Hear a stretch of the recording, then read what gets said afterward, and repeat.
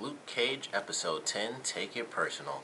Now, this episode I thought was really cool because it was really, like, flashback stuff, but it was kind of cool the way they did it because it was a lot of flashback stuff, but it wasn't really stuff that Luke actually knew about. It was stuff that we got to see of Reva from the video stuff, and we also got to see Luke actually go back to his old church. And like as soon as he walks in, it kind of just hits him like, holy crap! All these memories are like flooding back into me from all these things that I saw when I was, in the church. So I really enjoyed this episode for what they did as far as Luke learning kind of the truth about, how much Reva really did know. Because of course she lied, and the doctor mentions like, yeah, she, kind of lied to you, and she lied to you again when she, erased, your records and stuff because she did the same for herself. So, you know, your misfortune really, it was kind of her way of escaping, and she kind of just used you to, get away, and she knew exactly what was happening the whole time. So of course that ends up hurting Luke like crazy, and the doctor's like, you made this work, and of course, you wanted this to, we wanted this to happen, and you're the way to make this happen and to continue on this science, and he said like, stopping cancer and stuff like that, and that's not exactly what Luke wants, and that's also not what Claire wants, because it's like, well, all those people died, and they volunteered and stuff like that. The same stuff would happen again. Like a ton of people would die just because it worked with him, but there would be so many other people that would die that it just wasn't worth doing. So of course Luke kind of went nuts and destroyed everything because the doctor kind of kept pushing. And Claire mentions like, you should be glad that I'm not the one with powers, because I would have killed you for doing half the stuff you did to him, to me. So he kind of gets hit with a lot of information from his past that he either didn't remember or simply didn't know.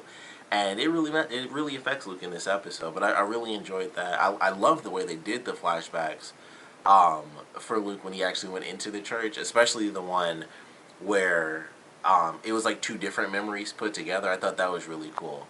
And they have it where Luke is standing at the door, and then um, Diamondback's mom comes out, and she's like, "Oh, Luke," and then they cut to that, like she's still putting on her shirt, but his mom is in like a different flashback, and she's already talking to the woman. I was like, I kind of like that. I thought that was a really cool thing, and it just, when she got to her placement, that's when it was her point to speak, and I was like, that's a really cool way to do it. It just blended two flashbacks together, and then when Claire calls him out, she's like, Luke. They both stop, and then I think they both look at Luke, and then they look over at Claire. And I was like, that was really cool. I really thought that was a sweet way to do a flashback. But, we get the history, of his character, and we find out, like, oh, his father was cheating on his mother, and we learn that he, is considered like the miracle child was kind of his thing, where he is, he's 2 years younger than Diamondback. I believe they mentioned that I believe he was 2 years younger. And, he's like, they call me like the miracle child and stuff, and he's like, I always hated that name, and Diamondback and I kind of just grew up as kids. Like, we grew up as best friends, and there was always this weird thing, but we just never knew. It was just, we were just, best friends, and we just didn't understand it at the time. So I was like, that's really interesting. And so he's like, this is, everything he did was because of what our father, did to us. And Claire brings up a great point where she's like, well, where's your father now? Like, why does he get a pass? And Luke was like, at this point, it doesn't matter.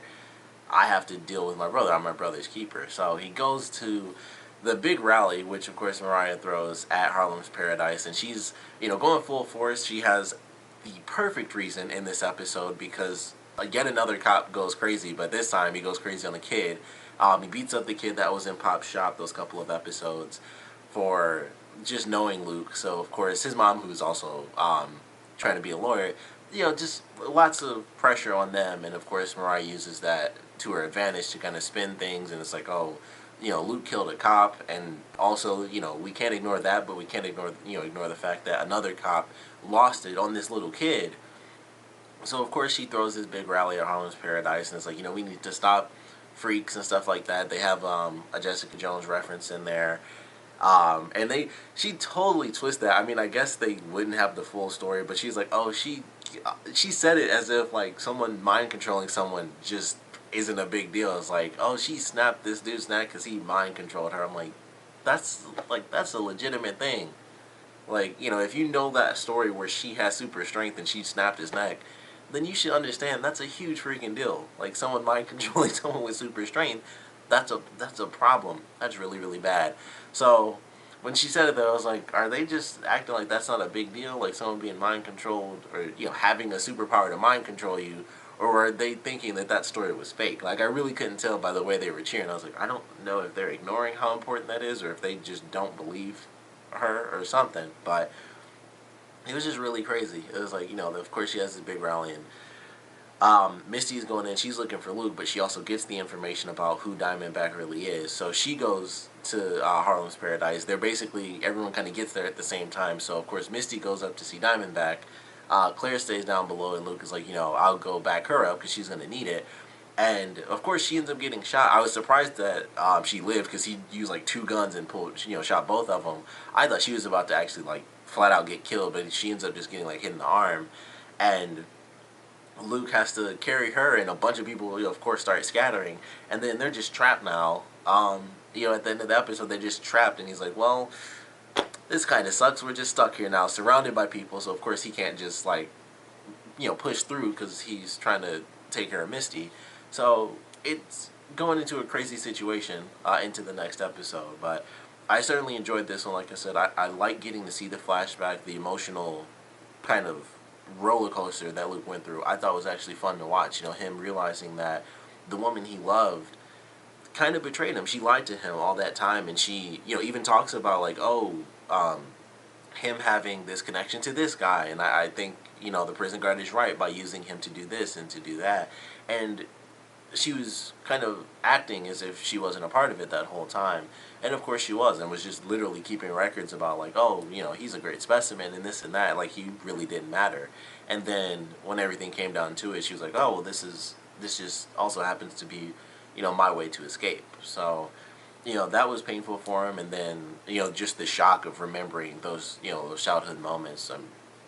That's just crazy to have kind of flood back into your head. And then, having to go in and really deal with your brother and all the madness of that, where everyone's like, oh, Luke Cage is the bad guy and this and that. And then everything just really goes nuts and he's trapped and it just gets crazy. So I really enjoyed what they did with this episode. I have seen the next episode, so I'm going to be doing the review right after. But I think these are just, of course, no spoilers for this review, but I think these are 2 good episodes. They really fit very well together because I think I'd say the Harlem's Paradise stuff was a good chunk of the episode. It was mostly, the flashback stuff that we got to see, but I felt like that was a nice enough chunk where it was like, this really does fit perfectly with the episode right after. But I really enjoyed this one, of course. Definitely want to know what you guys thought about it, so please comment below. Let me know your favorite parts, your least favorite parts, and I want to know what you thought about the revelations in this episode. Reva not really being as great as she seemed. Of course, the shock of, Luke realizing that Diamondback is his half-brother, which is exactly what I mentioned. I was like, if he's right, then I assume that they were half-brothers and something happened where they just weren't told that.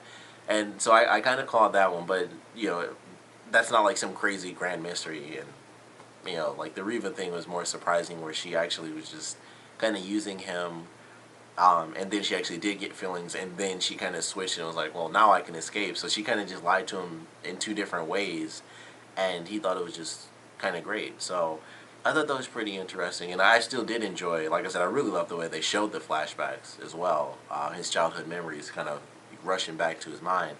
But I certainly enjoyed this episode. Like I said, though, want to know what you guys thought about the revelations and what you guys thought about the episode overall. So please comment below, let me know, and thanks for watching.